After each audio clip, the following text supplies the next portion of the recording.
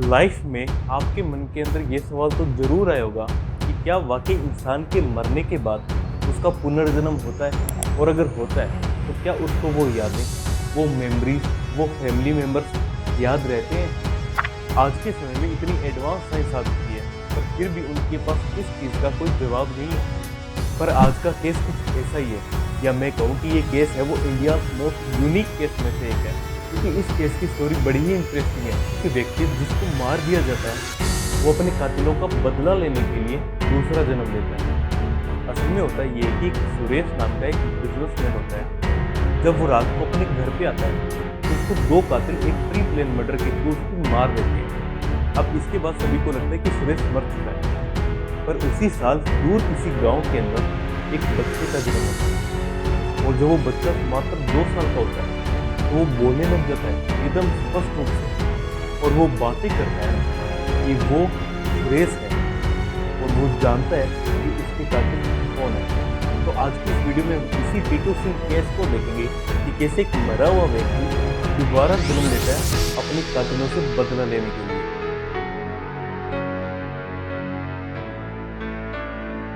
अब असल में होता क्या है कि 28 अगस्त 1983 में आगरा के अंदर एक बिजनेसमैन सुरेश, जिसकी सुरेश रेडियोस के नाम से शॉप होती है। अब हमेशा की तरह सुरेश है वो अपनी दुकान को बंद करता है और अपने घर की तरफ आता है, पर उसको ये नहीं पता था कि 2 कातिल उसका इंतजार करते हैं। अब उन 2 कातिल के लिए सुरेश को मार पाना कोई इजी नहीं था। उन्होंने ऐसा पॉइंट देखा जहाँ पे सुरेश की गाड़ी रुके, और वो था उसका घर। अब सुरेश अपने घर पे आता है और अपना गेट खोलने के लिए गाड़ी को रोक देता है। अब यही एकदम एग्जैक्ट पॉइंट था जहाँ पे वो किलर्स हैं वो अपना काम कर पाए।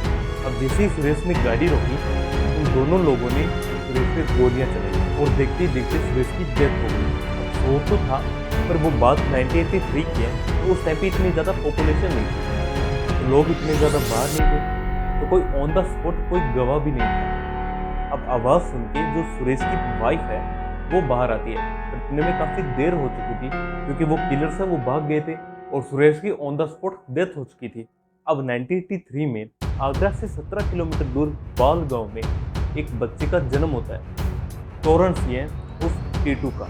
अब टीटू अपने माता पिता का सबसे बड़ा बेटा नहीं था, वो अपने भाई बहनों में सबसे छोटा था। पर अब बात आती है साल 1985 की, जब टीटू 2 साल का होता है, क्योंकि 1983 से लेकर 1985 तक सब कुछ एकदम नॉर्मल था। पर जैसे टीटू 2 साल का होता है वो बोलने लग जाता है एकदम स्पष्ट रूप। जिम मेरा फोटो है सुरेश का कले को ये आपको है तो कुछ होगा उड़ी गई जाएगा। अब इस बात से टीटू के माता पिता है वो काफ़ी खुश थे, क्योंकि उनका बच्चा है वो सिर्फ 2 साल की उम्र में बोलने लग गया। पर वो एक चीज़ को लेकर थोड़ा परेशान थे।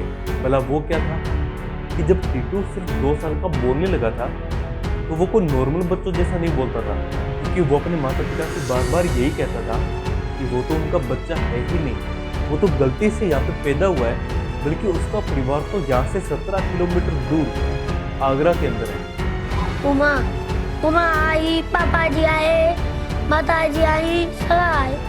उसकी एक वाइफ है, 2 बच्चे हैं, और उसकी माता पिता है। अब ये सारी बातें टीटू के माता पिता को काफ़ी हैरान कर देती है, पर उन्हें लगता है कि शायद बच्चा है, कोई कहीं पे सुना होगा, कहीं पे पढ़ लिया होगा, तो ये ऐसी बातें कर रहा है, तो सभी ने अवॉइड किया।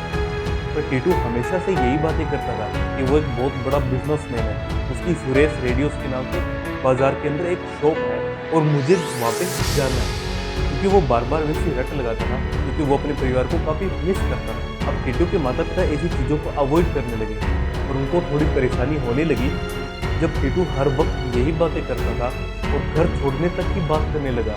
अब देखते ही देखते 1988 में टीटू 5 साल का हो गया था, और अब वो ऐसी बातें बहुत ज़्यादा स्पष्ट रूप से बताने लगा। वो ऐसे बताने लगा जैसे सब कुछ उसकी आंखों के सामने हो, सब कुछ उसी के ब्रेन में हो। लेकिन इस टाइम पे ये जो टीटू की जो बातें हैं, जो उनकी हरकत थी, वो पूरे गांव को पता चल चुकी थी।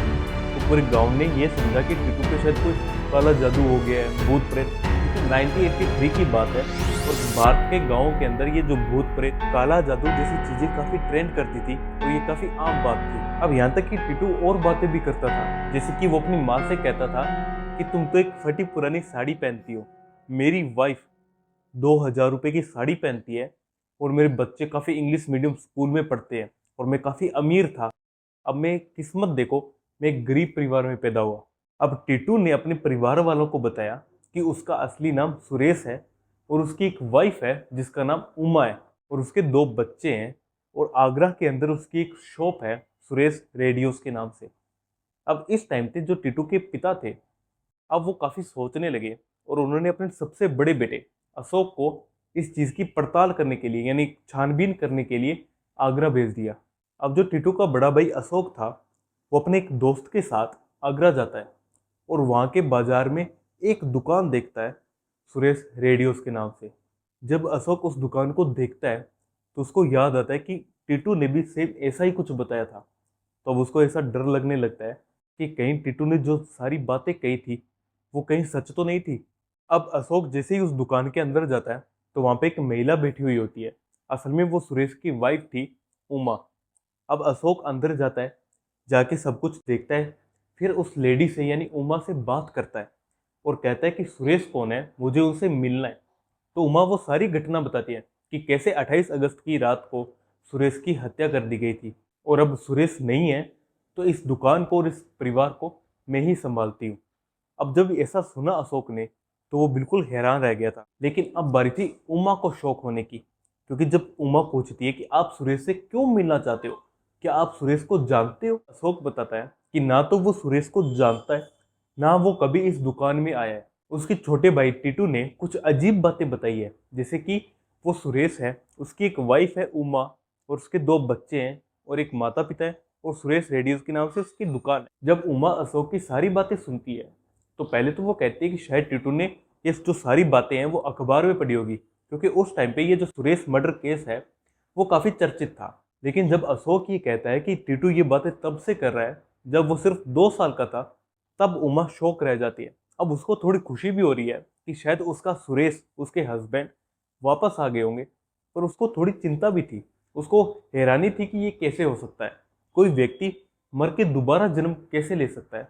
इसी चीज़ को कंफर्म करने के लिए अशोक एक प्लान बनाता है। वो कहता है कि उमा और उसके जो माता पिता हैं सुरेश के, वो तीनों मेरे साथ बिना बताए टीटू से मिलने चलिए। अगर टीटू आपको जानता है, उसको पता है कि उसकी वाइफ कौन है, उसके माता पिता कौन है, अगर वो जानता है अपनी हिस्ट्री को, तो वो आपको बिना बताए ही पहचान लेगा। अब अशोक, उमा और उनके सास ससुर टीटू से मिलने जाते हैं। उस टाइम पे टीटू खाना खा रहा होता है। अब जैसे ही वो अंदर जाते हैं, टीटू खाना छोड़ता है और अपने माता पिता से मिलने आ जाता है और वो अपनी वाइफ से भी मिलता है और इस तरह से मिलता है जैसे कोई एक बड़ा व्यक्ति मिले। अपने माता पिता से बिल्कुल एकदम सहजता से मिलता है और अपनी वाइफ से थोड़ा शर्मा के मिलता है, जैसा एक अडल्ट व्यक्ति करता है। पर और ज़्यादा कंफर्म करने के लिए टीटू अपनी वाइफ से कुछ ऐसी बातें करता है जो उमा और सुरेश के बीच में थी। अब जब उमा टीटू के मुंह से ये बातें सुनती है तो वो लिटरली शॉक रह जाती है, क्योंकि ये बातें सिर्फ उमा और सुरेश जानते थे, तो टीटू को भला कैसे पता। तो उनको थोड़ा थोड़ा यकीन होने लग जाता है कि शायद टीटू ही उनका सुरेश है। अब मैं आपको एक और बात बता दूं कि जब सुरेश को गोली मारी गई थी तो वो सारी गोलियां उसके सर में लगी थी और जहां पे लगी थी एग्जैक्ट सेम टीटू के सर पे भी वैसे ही निशान थे। अब इस पॉइंट पे लगभग सभी को ये थोड़ा यकीन होने लग गया था कि शायद टीटू ही सुरेश है। पर अब उसके माता पिता, उसकी वाइफ टीटू को अपने साथ नहीं ले जाते। वो उसको कहते हैं कि वो कई दिनों के बाद वापस मिलने आएंगे, तब तक वो अपने नए माँ बाप के साथ रहे। टीटू जैसे तैसे करके मान जाता है और उमा और उसके माता पिता वहाँ से चले जाते हैं। अब वहाँ पे वो जाके एक और प्लान बनाते हैं, ये कंफर्म करने के लिए 100% कि टीटू ही सुरेश है। इसके लिए वो टोटल 3 टेस्ट रखते हैं। पहला टेस्ट, जब टीटू को वापस आगरा बुलाया जाता है तो जो सुरेश के भाई थे वो टीटू को बाजार में ले गए और लगभग 1.5 किलोमीटर दूर वहाँ पे उतार दिया और उन्होंने कहा कि अगर तुम वाकई में सुरेश हो तो तुम तो अपनी दुकान को खोज लोगे, वहाँ पे चले जाओगे। तो उन्होंने वहाँ पे एक चौराहे पे खड़ा कर दिया। अब टीटू आगे चलता गया और उसके चाचा और जो बाकी फैमिली मेंबर्स थे वो पीछे पीछे चलते गए और बिना किसी गलती के टीटू अपनी दुकान पे पहुंच गया। मतलब पहला टेस्ट टीटू ने आसानी से पास किया। अब टीटू जैसे ही दुकान के अंदर बढ़ा तो उसकी बॉडी लैंग्वेज, उसका जो लहजा था वो एक बड़े आदमी की तरह था और एक मालिक की तरह।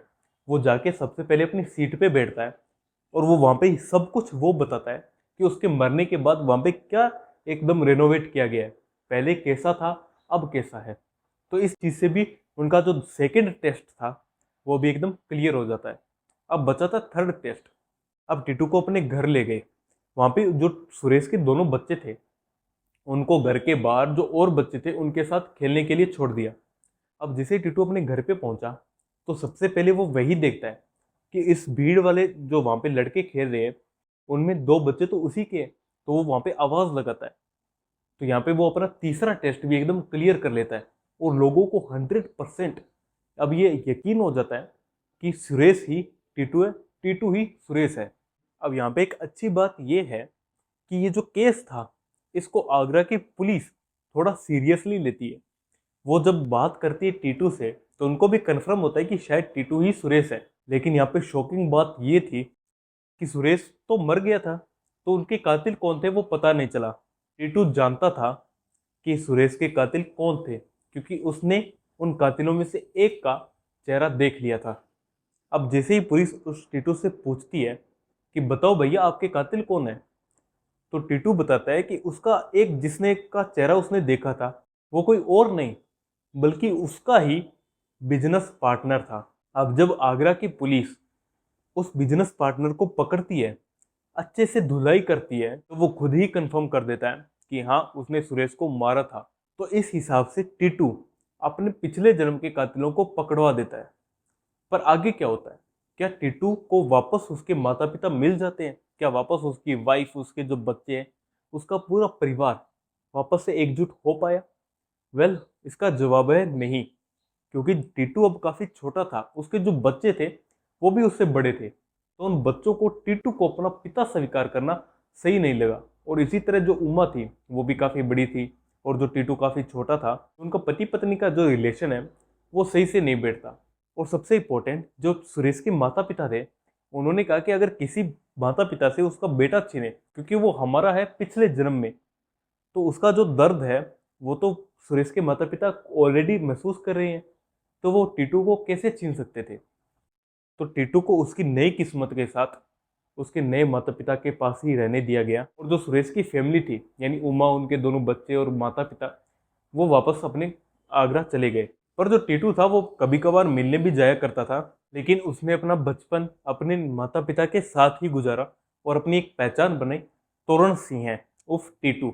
और आज के समय में तोरण सिंह है एक असिस्टेंट प्रोफेसर है, उनको वो सारी की सारी बातें अभी भी याद है। तो वेल, आज की हमारी ये वीडियो खत्म होती है। अगर आपको ये वीडियो थोड़ी भी अच्छी लगे तो प्लीज़ वीडियो को लाइक, चैनल को सब्सक्राइब करना, ताकि हम आपके लिए ऐसी ही अच्छी वीडियोस और लाते रहें। मिलते हैं अगली वीडियो में। जय हिंद, जय भारत।